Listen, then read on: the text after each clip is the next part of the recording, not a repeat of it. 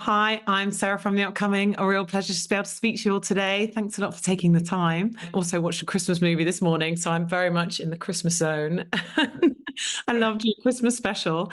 But for fans who obviously won't know what to expect, can you give them a bit of a glimpse of what's going to be in this special episode? As always, they can expect the usual high drama that comes with any episode of Casualty, and the tear-jerking storylines.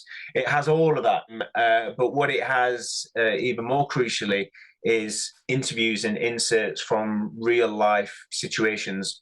So we intercut the drama with listening to stories of people that this has happened to in real life, and that completely backs up and emphasizes the importance of the message of the episode, which is the vital need for blood supplies at this Christmas period. And do you think sort of having that extra, this slightly different format and having that extra layer of messaging in this episode sort of change the atmosphere, even for you filming it, even for you filming your characters' storylines, knowing that this is also something, people are going to be sat around with their families at Christmas watching it. It kind of gives it maybe an even greater importance. I think maybe you think about that after the event, but I think when we're actually filming, that doesn't really come into your head. It's just we've got the script, and we knew it was a fantastic script and a great idea. And the fact that the bag of blood is like sort of the lead character, if you want to say, that comes in at the beginning, and you follow this right the way through the episode, through all these dramatic stories. I mean, it was business as usual, basically, I think, for all of us. It was lovely seeing the lights and and all the snow and everything. It was really smashing all of that side of it. You don't really think about what's going to happen when people watch it when you're actually shooting it. And coming to each of your characters, maybe Barney, you want to start with yours? What can we expect for his arc through this particular episode? Like Mel just said, the blood is the main character of the episode, and it's all about where is the blood going, and how is the blood gonna play a role in saving lives today in the hospital at Christmas Day. For Cam, it's his first day. It's his first Christmas working as a nurse in the ED. He seems to think it's going to be quite a light day for some reason, but it turns out it's not. As we know, that accidents and injuries around the Christmas period do increase. It's a very, very busy day in the ED, but Cam is there pulling his socks up and getting stuck in. And for you, Michael, I mean, no spoilers, but the stakes are certainly high with your character through the episode. Yeah.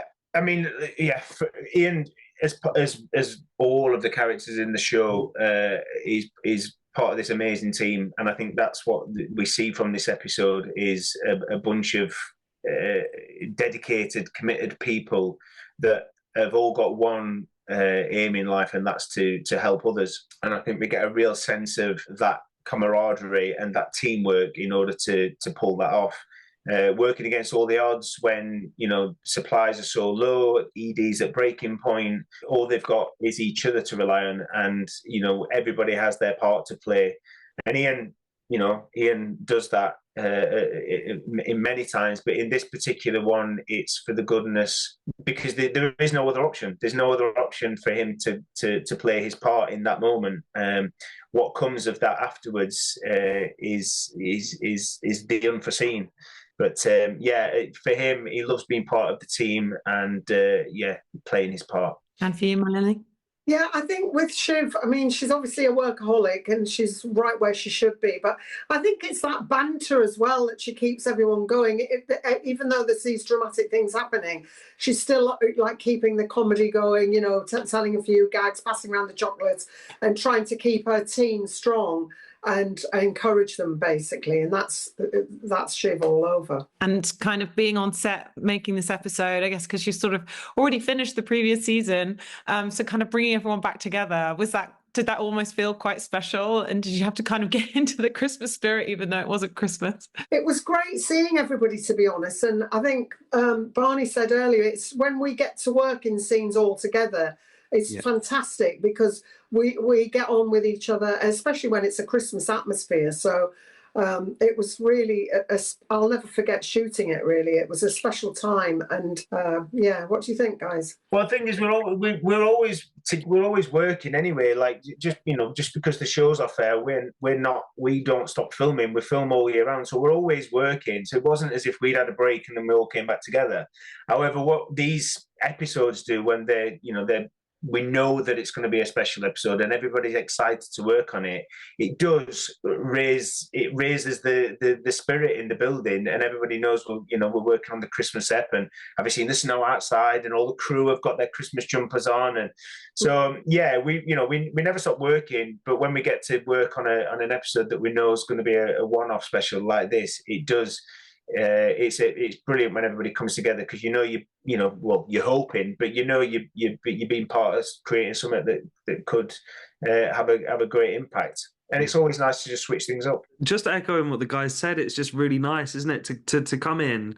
I mean, we're working at over there in the studios every week, and so to turn up and for it to be all Christmassy, and for the snow to be out, and for everyone to be talking about Christmas, and for the crew to be wearing their Christmas jumpers. It was really nice, and it was really cool. And also to do scenes with, like, for example, it's not very often I do scenes with Mike, because he's usually always on location. And when we had a scene together, and the snow was there and stuff, and that was really fun and really, good memories, and something you're going to remember and you're going to carry with you. Like, I remember that night when I was out in the snow with Mike and all the lights and everything. Do you know what I mean? It's really nice to have those memories personally, just to really kind of have two Christmases, because it feels like that's what happened. Like, we've had Christmas, and now we're going to have Christmas for real, but we've already had it all. Like, we had all the mince pies, and Heather brought mince pies, and we had the Christmas jumpers and everything, and I put the scarf on, and no, it's really nice. It's really nice, and it put everyone in a good mood. And in terms of the takeaways, I mean, I guess sort of most obviously, to go out there and give blood, when you see it sort of, how these stories interweave with the drama, and you kind of realize just how important it is. And maybe it's something that doesn't cross people's minds. And so it's great to have that message. But also from the episode itself, there is that feeling of what can you do for someone else, whether that's a big thing, whether that's a small thing, how our people in our health services are giving up their time when they could be with their families, and making you really feel grateful for that and feel appreciative of that. So there's lots of great takeaways, I think. What do you think there might be? Absolutely. I think you've said it all there. It's fantastic. That's what it is. The episode's a reminder of the fact that, I think we get wrapped up in Christmas so much so that we forget about the simple things we can do. And there's lots of people that are spending Christmas alone. Pick up the phone and say hello to them. We get so wrapped up in waiting for last minute Amazon deliveries to come through, when realistically that takes away from things that are even quite more simple. You can affect people's lives, and Mel said this on other things, that perhaps being kind. Remember to be kind at Christmas. Pick the phone up and wish that person happy Christmas that you think might be alone, or consider your actions. Consider not doing that thing that might put somebody's life in jeopardy, or something in jeopardy, where that has a knock-on effect, not only for the people involved, but the friends and family around them. But yeah, just the simple thing, the simple act of giving blood, which doesn't take that long to do and is not a big investment of your time, has a huge impact on the NHS and the blood supplies around Christmas in particular. Yeah, no, I think it has, absolutely. Seeing the blood, where the blood goes, and how the blood directly can save lives, and not only save lives, but impact the lives of, for example, Cam's treating that dude and the kids and the mum, it impacts their lives massively as well. And so to see how the blood can really make that difference is great. And then having that intercut with the real life situations, it's a real honor to be a part of a show, and to be a part of a show that can tell these stories and that can highlight these issues to the public. And look, if people watch the episode and think they might want to go and donate themselves, then that would be fantastic. I think as well, it's not the act of giving blood, or what we think of why we need blood is way more intricate and has different effects on different people. So, your instinct is to think that we give blood because when people are in a bad accident and they're losing loads of blood, we need to keep giving them blood. Yeah, that's one situation.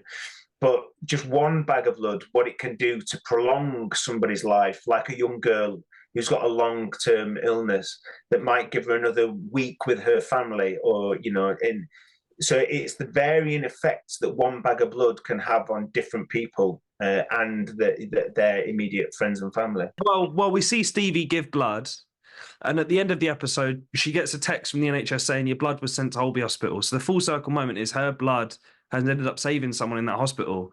And I think that for me or for you or for someone, anyone giving blood, they'll give the blood and the blood will go and that will be it. But hopefully through this episode, they can look through Stevie's eyes, because Stevie was in a position that none of us are really in, where her blood, she gets to see firsthand and act firsthand on how her blood's going to save this person's life. And through watching the show, we can all really have a deeper understanding of how our blood actually does save lives and how important it is to give that blood. That's just made me go all goosebumps. Because we've got to see her to use her blood to save that life, where you know, for me or for you, we'd go to the thing and we'd give the blood and it'd be gone and we wouldn't think about it again. That is a brilliant thing that the blood donation place do, is that those texts are real. So you do get a text letting you know how your blood was used and where it went to, in order to. So it's that, you know, you get an immediate response. You get an immediate response to your kind gesture. Yeah. And hopefully that means that 12 weeks later you can go back and replicate that. And I read today, which I didn't actually realise, that Casualty is one of the longest running hospital dramas in the world. Is that right? The longest running. The longest, yeah. What does it feel like, I guess, to be part of a show like that? And I remember, you know, I've watched it so much from when I was younger. It does sort of throw a spotlight on so many different parts of, you know, there's like social commentary in there, you know, making people understand how the NHS works and the pressures that it might be under. And so, you know, this is obviously a great example of that, but it's something the show does all of the time. So it must feel quite an honour just to be a part of the show in general. Real honour. It's an honour and a privilege. Yeah, and the show's changed so much over time. It's that's why it's still relevant and it keeps going, because it has adapted and moved and changed. And I feel very, very honoured to be part of this show, because it's telling real stories. It's getting people talking around the tea table with each other about different topics that families might not discuss. And yeah, long may it continue.